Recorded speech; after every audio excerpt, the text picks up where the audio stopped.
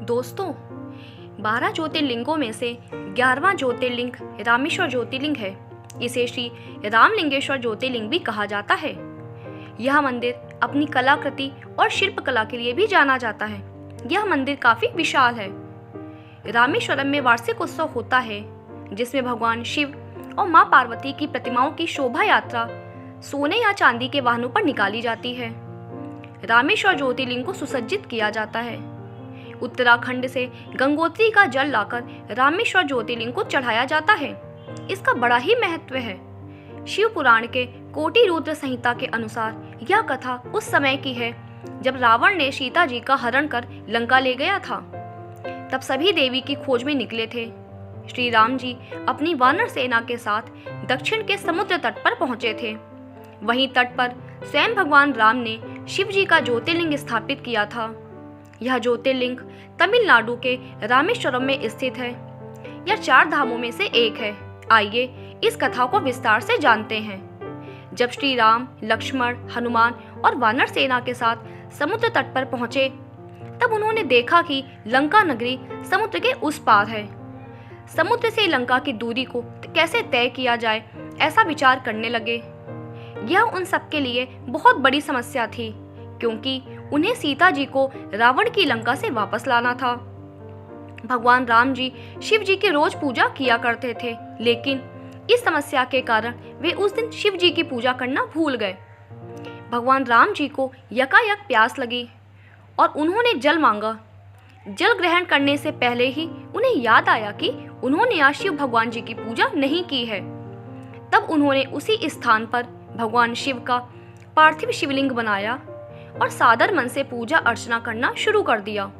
उन्होंने शिव भगवान जी से विनती की कि हे प्रभु, मैं अत्यंत विपत्ति में हूँ, मेरी समस्या का समाधान कीजिए। लंका नगरी इस समुद्र के उस पार है, उसे हम सब कैसे पार करें? रावण ने सीता का हरण किया है, वह भी आपका भक्त है और आपके द्वारा मिले वरदान के कारण वह हमेशा गर्वित रहता है।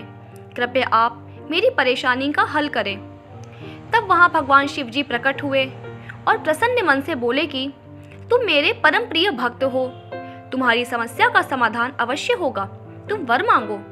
तब राम जी बोले कि रावण से युद्ध के लिए मेरी जीत सुनिश्चित कीजिए और सदा के लिए लोगों के कल्याण के लिए यहाँ विराजमान हो जाइए। तब शिव जी ने उन्हें वर प्रदान किया और हमेशा के लिए वहीं विराजमान हो गए। एक अन्य कथा भी प्रचलित है, जो कुछ इस प्रकार है। जब श्री राम जी रावण का वध करके सीता जी को वापस ला रहे थे, तो उन्होंने समुद्र पार करके सबसे पहले गंधमादन पर्वत पर विश्राम किया था। जब बड़े बड़े ऋषि महर्षि को पता चला कि श्री राम जी सीता के साथ यहाँ पधारे हैं, तो वे सभी उनका आशीर्वाद लेने वहां पहुंचे। तब ऋषियों ने श्री राम जी को बताया कि आपको ब्रह्म हत्या का श्राप लगा है, क्योंकि आपने पुलस्त्य कुल का विनाश किया है। तब श्री राम जी ने कहा कि आप लोग ही इस समस्या का समाधान बताइए, जिससे मैं पाप मुक्त हो सकूं। तब सभी ऋषियों ने कहा कि प्रभु, आप यहाँ एक शिवलिंग का निर्माण कीजिए और पूजा अर्चना कीजिए, भगवान शिव जी को प्रसन्न कीजिए। इस प्रकार आप पाप मुक्त हो सकते हैं। ऋषियों की बात सुनकर श्री राम जी ने हनुमान जी को आदेश दिया कि कैलाश पर्वत जाओ और एक लिंग लेकर आओ। आदेशानुसार हनुमान जी तुरंत कैलाश पर्वत पहुंचे, लेकिन उन्हें लिंग नहीं मिला। उन्होंने वहीं शिव भगवान की तपस्या करना शुरू कर दिया। हनुमान जी की इस तपस्या से शिव जी प्रसन्न हुए और प्रकट हो गए। इस प्रकार लिंग प्राप्त करके वे तुरंत गंधमादन पर्वत पर पहुंच गए, लेकिन हनुमान जी को बहुत देर हो चुकी थी। वहां ऋषियों के द्वारा बताए गए मुहूर्त के अनुसार शिवलिंग की स्थापना करनी थी। तब सभी ने निर्णय किया कि खुद से ही शिवलिंग का निर्माण करके स्थापना की जाए और विधि विधान से पूजन किया जाए। तब ऐसा ही हुआ। पूजा के उपरांत जब हनुमान जी आए और देखा कि स्थापना तो हो चुकी है, तो उन्हें बहुत दुख हुआ और वे श्री राम जी के चरणों में गिर गए। तब श्री राम जी ने शिवलिंग स्थापना की बात बताई कि मुहूर्त बीत ना जाए, इसीलिए लिंग स्थापना करवानी पड़ी। लेकिन हनुमान जी तब भी संतुष्ट नहीं हुए। तब श्री राम जी ने कहा कि इस स्थापित लिंग को उखाड़ देते हैं और तुम्हारे द्वारा लाए हुए लिंग की पुनः स्थापना करते हैं। तब हनुमान जी अत्यंत प्रसन्न हुए। जैसे ही लिंग को उखाड़ने लगे तो वह लिंग नहीं उखड़ा, वह कठोर हो चुका था, वह वज्र बन गया था।